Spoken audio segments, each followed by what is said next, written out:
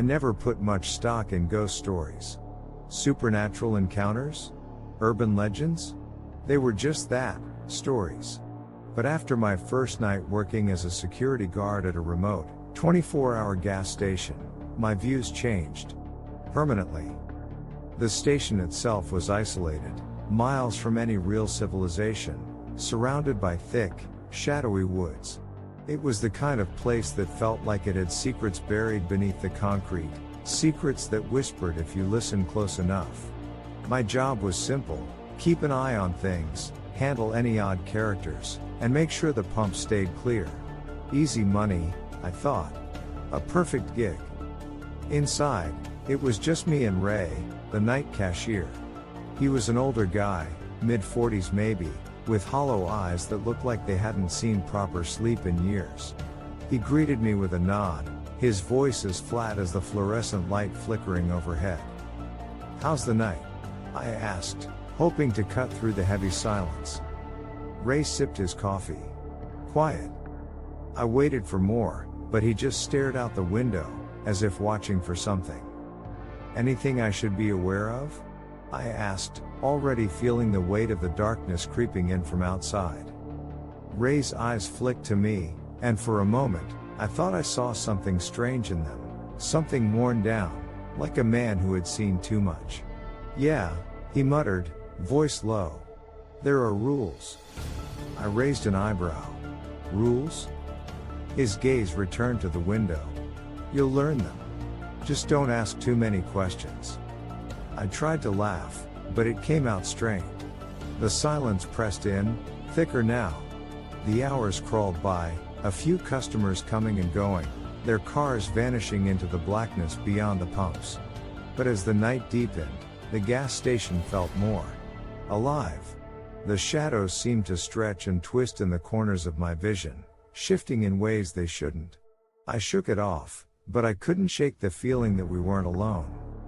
Around 1 a.m., Ray spoke up without looking at me.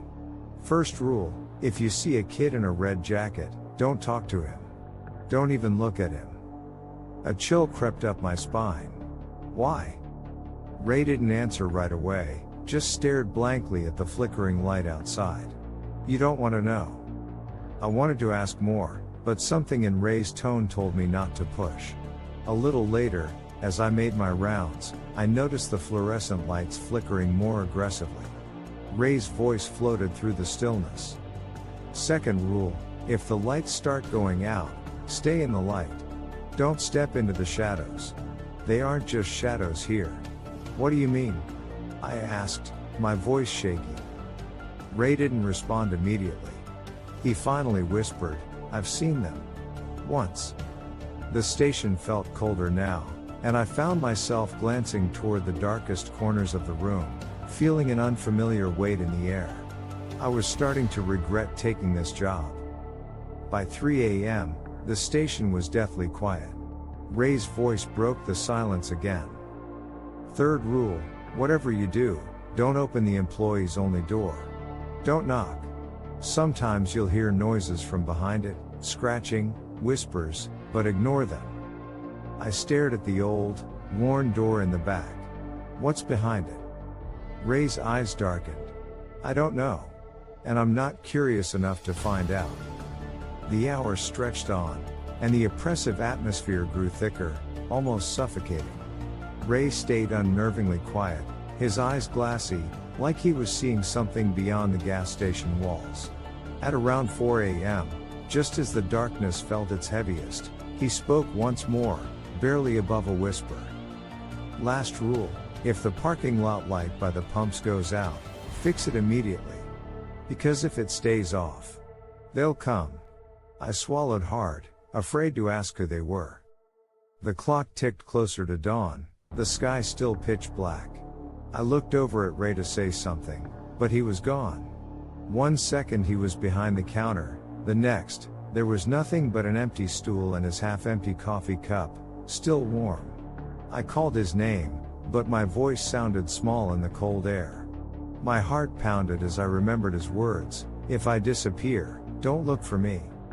I forced myself to stay still, but panic gnawed at the edges of my mind.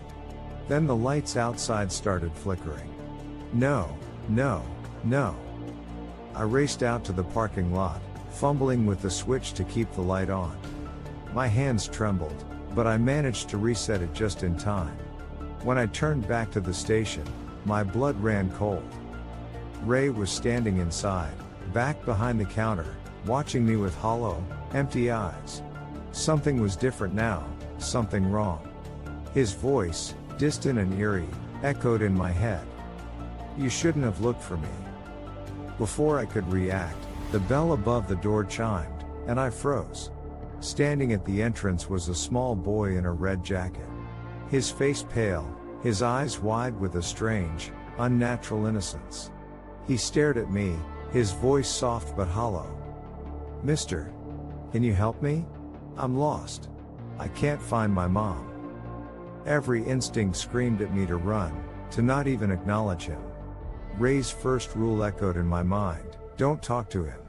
Don't even look at him. The boy stepped closer, his expression twisting, his voice becoming more desperate. "Please. I need help." I clenched my fists, my breath shallow, refusing to meet his gaze. But I could feel him staring at me, his presence growing colder, darker. Suddenly, his voice dropped, deep and menacing. "Why won't you help me?" I shut my eyes tight, trying to block out the sound, the unnatural chill creeping through my body. After what felt like an eternity, the bell chimed again, and the room felt lighter. I opened my eyes. The boy was gone. Dawn finally broke, and the gas station bathed in the first rays of sunlight. I didn't look back as I headed to my car, but I could feel eyes on me, Ray's hollow, empty gaze, watching from the doorway.